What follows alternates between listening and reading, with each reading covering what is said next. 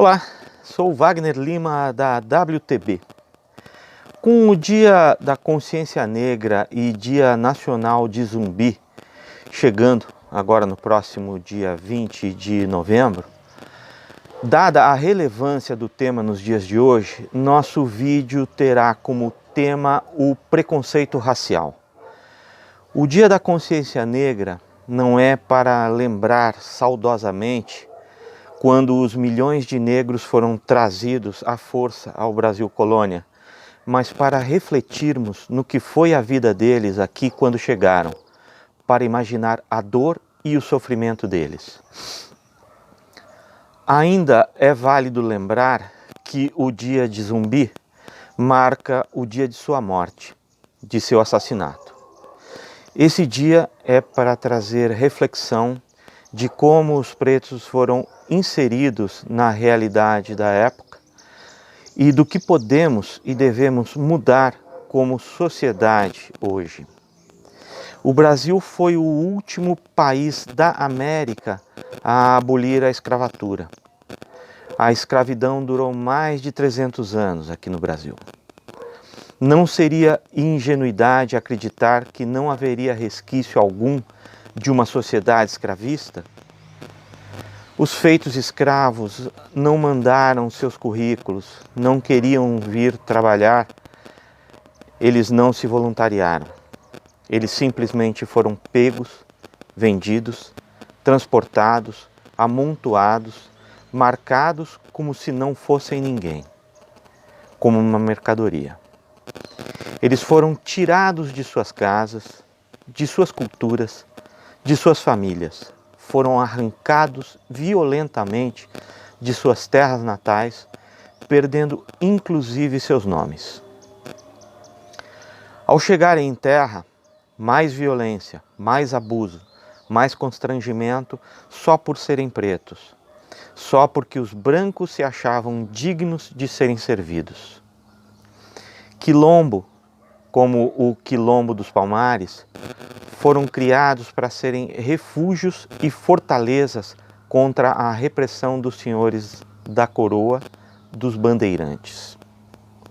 E mais tarde, depois de livres e marginalizados, seriam os morros, as favelas e as comunidades o palco onde a luta pela igualdade racial e a busca por direitos iria nascer. Atualmente, há pouco mais de 130 anos do fim da escravidão, existem assimetrias raciais. Por exemplo, a mortalidade infantil é maior entre os pretos, alcançando 76,1 entre 1000, enquanto entre as brancas marcam 45,7. Isso porque há mais pretos sem acesso a saneamento básico do que os brancos. As taxas de analfabetismo entre pretos ou pardos com mais de 60 anos chega aos 27% e entre os brancos é de 9,5%. Já entre os jovens pretos, entre 15 anos ou mais, essa taxa é de 9,1%, comparada a 3,9% entre os brancos. Em 2017, por exemplo, a taxa de homicídios foi de 16 entre as pessoas brancas e 43,4 a cada 100 mil habitantes entre as pessoas pretas ou pardas. O recorde da pobreza no Brasil atingiu o rendimento das famílias, e enquanto as famílias brancas têm cerca de 481 per capita, as afrodescendentes possuem R$ 205 per capita. Segundo o IBGE, apesar de serem pouco mais da metade da força de trabalho do país, 54,9%, elas formavam cerca de 2/3 dos desocupados, 64,2%, e dos subutilizados, 66,1% na força de trabalho de 2018. Ainda no mercado de trabalho, pretos ou pardos ocupam somente 29,9% dos cargos gerenciais contra 68,6% dos brancos. E trazendo para os dias mais atuais, devido à crise do Covid-19, o desemprego atingiu mais os pretos do que os brancos. Esses são alguns dos dados que expõem a triste realidade em que vivemos, onde a violência e a desigualdade racial são fruto também de nossa história. Os pretos são nosso povo, nossas cidades e nossa cultura têm o sangue e o suor deles. A cor da pele não define o caráter nem a capacidade intelectual, assim como usar óculos não é só para os inteligentes. Ser afrodescendente não faz de alguém pior ou menos merecedor ou menos digno que um branco, ou um asiático, ou um índio, seja qual for a etnia ou cor de pele. O que somos está muito além do que as nossas características físicas, e elas não interferem nas nossas habilidades, no nosso intelecto. Os pretos carregam na história o fardo de terem que, a todo momento, provar que não são marginais e que eles podem ser engenheiros, médicos, escritores. Eles podem ser eleitos à presidência. Já tivemos um presidente afrodescendente, Nilo Peçanha, pois eles são capazes, eles são seres humanos, são dignos de respeito.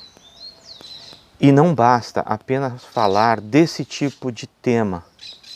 Temos que agir diariamente para combater esse tipo de comportamento cheio de ódio. E ódio baseado na ilusão de achar que um se sobressai ao outro por causa da cor. Que sobressaia nosso respeito uns pelos outros. Por mais mente limpa de toda a sujeira da segregação, seja qual for. Algumas curiosidades. Se você mora em São Paulo, deve saber que a rua Teodoro Sampaio foi dada a um negro que ajudou a fundar o Instituto Histórico e Geográfico de São Paulo em 1894 e a Escola Politécnica da USP em 1930. Que a Avenida Rebouças, espalhada em vários estados, é em homenagem a um engenheiro e abolicionista negro que criou a Sociedade Brasileira contra a Escravidão, junto a outros negros, como o escritor brasileiro Machado de Assis, fundador da Academia Brasileira de Letras e seu primeiro presidente, que nem faculdade tinha feito. Outro escritor negro que conhecemos é Lima Barreto, que escreveu O Triste Fim de Policarpo Quaresma, que se lê para os vestibulares. Na arte, temos o Aleijadinho, mestre da arte barroca.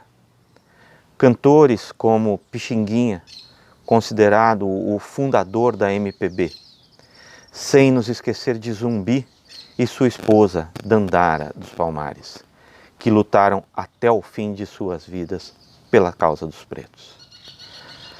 Agradecemos a atenção de todos em mais essa divulgação e mais este vídeo. Muito obrigado.